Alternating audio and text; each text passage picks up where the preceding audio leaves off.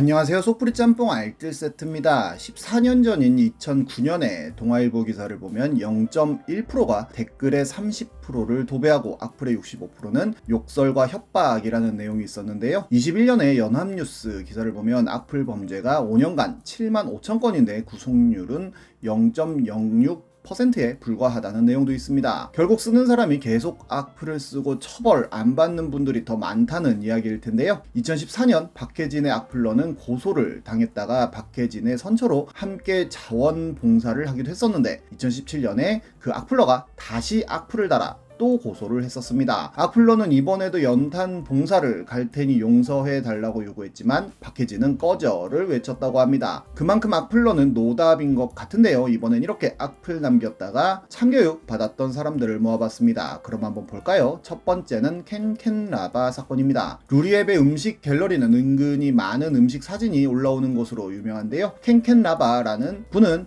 다정한 아버지의 모습으로 여러가지 일본에서의 음식 사진을 본인의 경험담과 함께 올린 네임드였는데 점심시간 10분 전에 갔더니 첫 손님인가 봅니다 라며 텅 빈 식당 사진을 올리기도 하고 회전 초밥집에 가서도 가격이 무지 비싸다고 하는 등 여러 평을 남기기도 했었습니다. 동료가 시킨 중화소바라며 이 친구도 요즘 음식 사진을 찍는다는 글을 남기기도 했습니다. 그런데 남들 게시물에서 어그로를 끄는 것으로도 유명했었다고 하는데요. 샤리라는 블로거 역시 본인이 찍은 음식 사진들을 많이 올렸었는데 2012년 어느 날 짜장면과 탕수육 사진을 올렸다고 합니다. 그리고 본인 블로그와 작성한 다른 글 보기 링크를 걸어 마지막에 넣었었는데 캔캔라바는 언제나 느끼는 거지만 블로그 보기만 없다면 10번이라도 추천드리고 싶습니다 라는 묘하게 매기는 악플 아닌 악플을 남깁니다. 거기에 샤리는 블로그 보기가 문제가 되는 거냐며 지금까지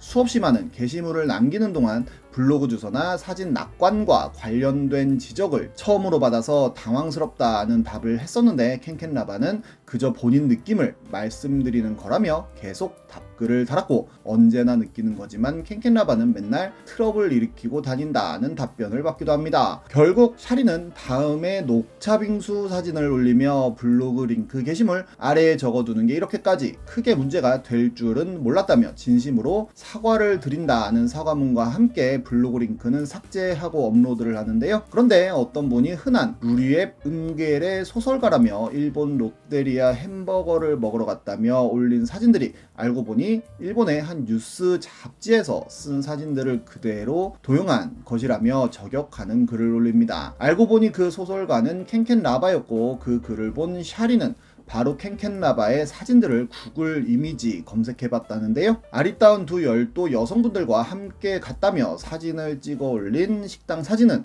일본의 한 블로거가 찍은 사진과 똑같았고 육즙이 보석 같다며 올린 롯데리아 사진은 아까 이야기한 잡지에서 본 사진이었고 점심시간 10분 전에 갔더니 본인이 첫 손님인가 봅니다 라며 올린 텅 빈 식당 사진은 다른 일본의 블로거가 올린 사진이었고 스시 가격이 무지 비싸다면서 올렸던 사진 역시 다른 일본 블로거가 찍은 사진을 그대로 퍼온 것을 확인하였고 그 외에도 굉장히 많은 일본 블로거들의 사진을 본인이 직접 찍은 사진인 것처럼 올렸던 것을 찾아냅니다. 알고 보니 캔캔라바는 루리앱뿐만 아니라 DC 기타 음식 갤러리에서도 유명한 어그로꾼이었으며 블로그까지 운영하고 있었는데 사진 도용에 대한 사과문이라도 써달라는 댓글에 다 처분 들어간다는 협박까지 하는데요. 샤리가 아예 다음에다가 허위 사실 적시를 했다며 캔캔라바 블로그를 신고까지 하고 병역 회피 의혹까지 받으며 많은 사람들의 의심과 비난을 받다가 모든 글을 삭제하면서 빤스런합니다. 다음은 연예인들의 악플 대처입니다. 악플 대처로 가장 유명한 건 아이유일 텐데요. 다이아의 멤버인 예빈은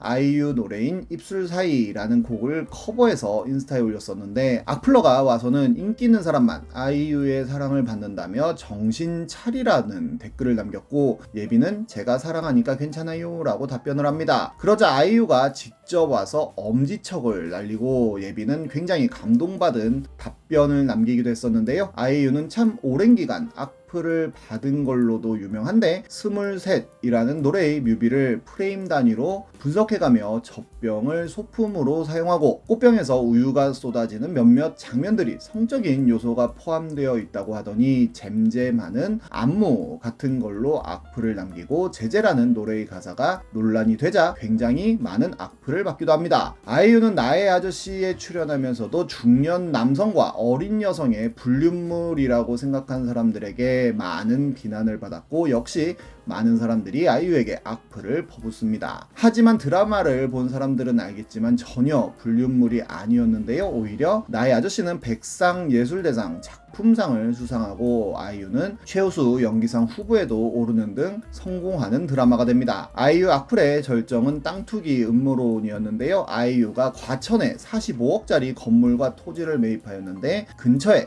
GTX 사업이 시작된 데다가 그린벨트까지 풀리면서 69억 원으로 뛰어 엄청난 시세 차익을 봤다는 내용이었는데 기사로도 많이 나오고 청와대 국민청원까지 올라왔었습니다. 당연히 굉장히 많은 사람들이 아이유를 향한 악플을 남겼었는데요. 그러자 아이유가 직접 해당 논란이 사실이 아니라는 글을 남기고 소속사에서는 해당 건물이 아이유의 개인 작업실 겸 어머니의 사무실 겸 창고, 후배 뮤지션을 위해 무상으로 제공하는 작업실로 사용하고 있다며 내부를 공개했고 오히려 그 와중에 팬들이 아주 옛날에 보내준 선물들도 전부 보관하고 있던 모습까지 포착되며 팬들에게 감동을 주기도 했습니다. 심지어 아이유는 해당 건물을 시가보다 1.5배 정도 비싸게 주고 매입하였고 그린벨트 역시 해제되지 않았으며 그 어떤 시세 차익도 거두지 않은 것으로 드러나며 해당 음모론은 쏙 들어가 버렸고 아이유와 소속사는 악플러들에 대해 강경 대응하겠다고 밝히게 됩니다. 그럼에도 불구하고 악플러들은 공론화를 하자며 쫄지 말고 힘을 모으자는 글들을 남기기도 했었는데요. 하지만 정말로 악플러들이 하나둘씩 소환되자 수많은 악플들이 무수히 삭제되었고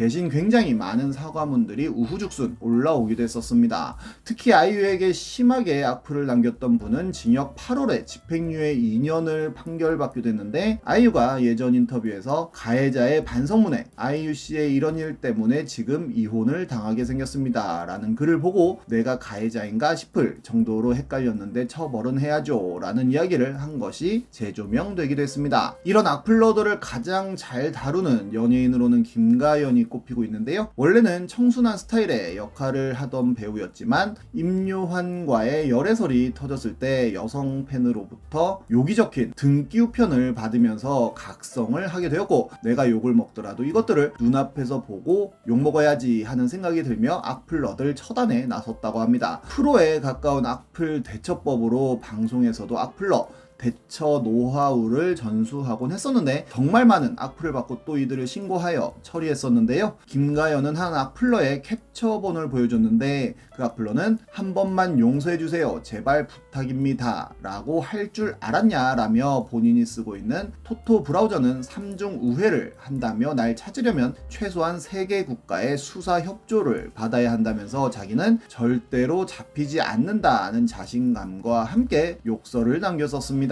하지만 김가연은 우회의 IP고 해외 거주라고 엄청난 글을 막 쓰던 분이 부천 지청으로 인계되었다는 통지에 실소가 나왔다는 글을 남겼었는데 고소된 사람 중 외국에 있는 유학생과 영주권자들은 악플로 고소된 사실이 한국의 가족에게 통보가 되었고 혹시나 한국에 들어오면 인천공항에 들어오자마자 임시 구치소로 가게 되는 강제 영구 입국 금지 모드로 돌입했다고 합니다. 유튜버들 역시 많은 악플로 시달리기도 하는데요. 대도서관은 9개월에 걸친 악플러 참교육이라는 제목의 영상을 통해 한 사람이 2개의 계정으로 악플을 남기는 등의 페이크를 썼지만 결국 잡혀서 벌금형을 맞고 가짜 계정으로 악플을 남겼던 분도 결국 잡혀 성폭력 처벌법과 모욕죄 2가지로 기소되었다고 합니다. 이런 대형 유튜버가 아닌 소형 유튜버들도 악플을 많이 받는다고 하는데요. mdaddy라고 하는 구독자 1만 명의 고양이 유튜버는 개드립에 유튜브 악플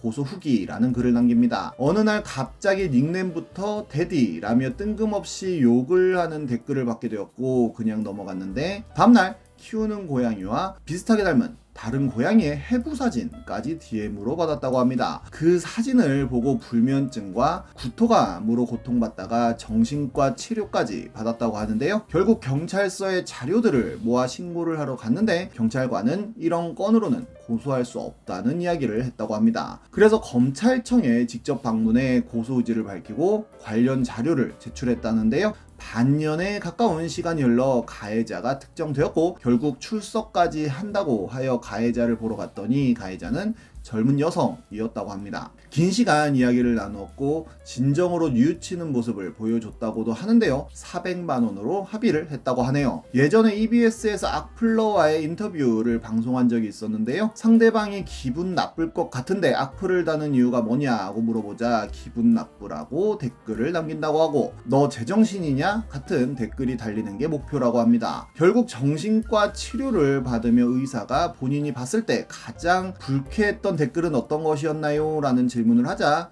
옛다 관심, 얘가 좀 관심이 필요하나 보다 하면서 정신병은 고칠 수 있는 장애입니다 라고 쓰면서 유명한 정신과 전화번호 딱 써주는 그런 게 싫었다고 하는데요. 이 댓글은 실패다 라고 생각해서 다 지워버렸다고 하네요. 그냥 무관심이 답인 것 같습니다. 지금까지 속풀이 짬뽕 알뜰 세트였습니다.